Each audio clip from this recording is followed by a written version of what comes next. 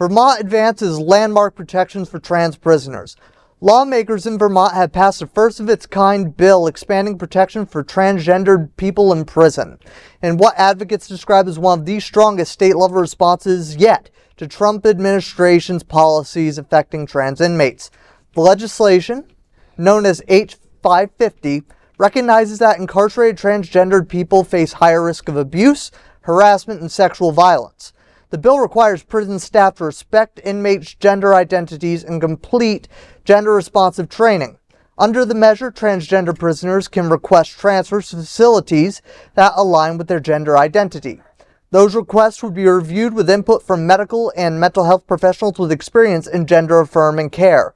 In some cases, the state could transfer inmates to prisons in other states, including Colorado, which recently created dedicated housing units for trans women.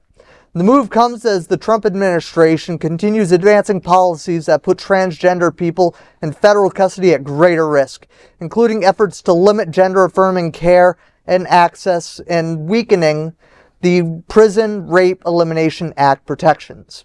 Vermont's legislation directs the state to continue following pre-Trump federal guidelines for transgender inmates and creates a framework for future legal protections tied to gender-affirming care in prisons. The bill passed with bipartisan support and now heads to Republican Governor Phil Scott, who's expected to sign it into law.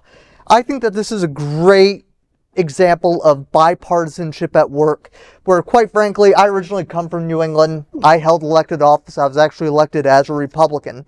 I have since moved away from that ideology as right-wing ideologies have taken over. But this goes to show you that Rockefeller Republicanism can still be alive and well in New England, and that they're able to do this on a bipartisan basis says a lot about the Vermont legislature. It says a lot about the Republican governor who's going to be signing this into law.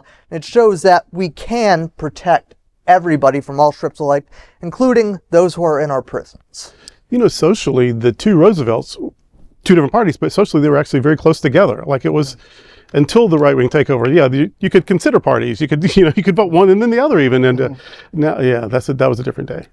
Well, once again, the New England state is getting it right and looking after its citizens, including those who are incarcerated. And it's just so embarrassing to think that I could never imagine something like that happening in a southern state. No. Notice it's Colorado and Vermont. Yeah.